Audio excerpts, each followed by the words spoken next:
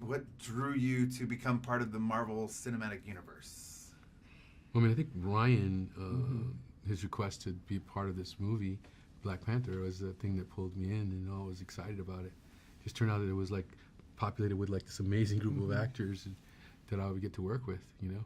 For me, Ryan as well, you know, having seen Creed and Fruitvale Station, you know, being such a big fan of him, having the opportunity to meet him and just,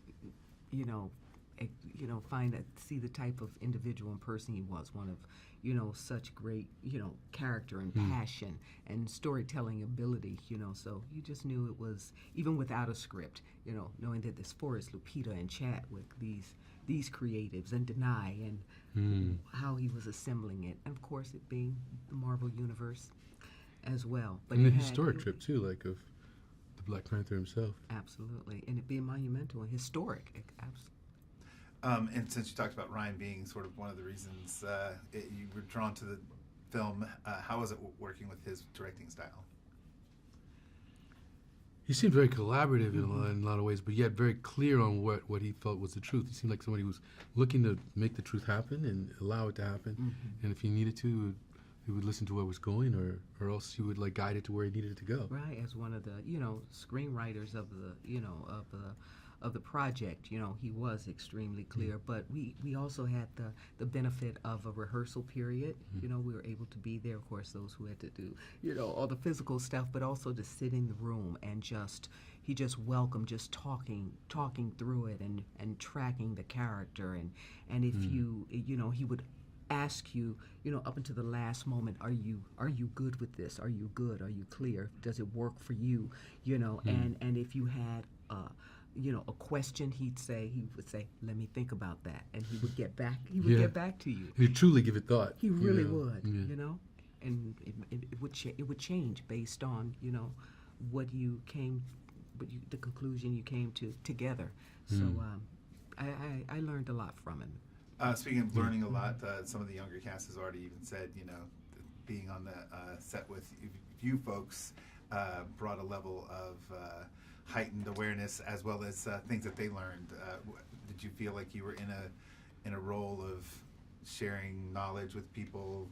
I think Angela's probably more equipped to tell it. I was there for a short period of time, and I could see like the way people were connected to you and stuff. Oh, and so I think you. They were. I mean, we all met this moment with such, anticipation and such appreciation for what it felt like on the day. It was like a family coming together, just immediately there. And I think because they've seen us, they've had the benefit of seeing our work through the years, and they come with love, but they also come with great talent and with great preparation, and professionalism. So it's a mutual thing, and it just keeps, building on itself. So. And you have you've already mentioned the amazing cast that you're surrounded to the left and the right. Always there was just talent. Was there a scene that jumped out at you that was different from when you were filming or when you read and you were like, wow, whether it was your scene or another actor's scene that you were like, that was powerful and different than what you expected?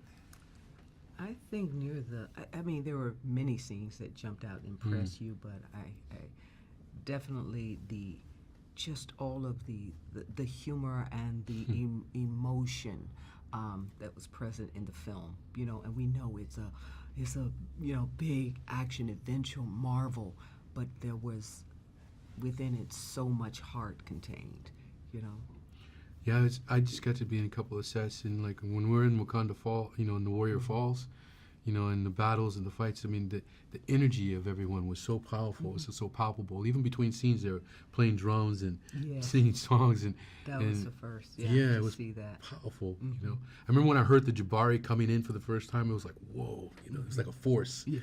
So that was exciting. And the costumes, the wardrobe, Queen. I mean, you had some amazing.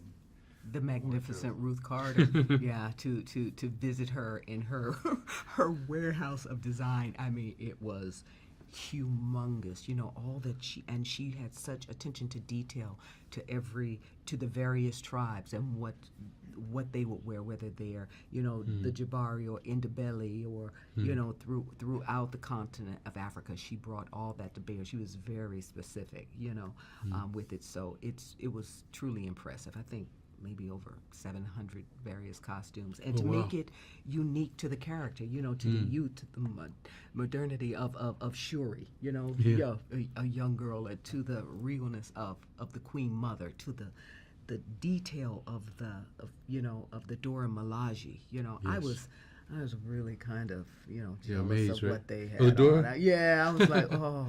You looked amazing in the headdresses and the hats. You know. The headdress that was 3D printed. So she accessed the world to bring it to this film. Artists from around the world to bring it to this film.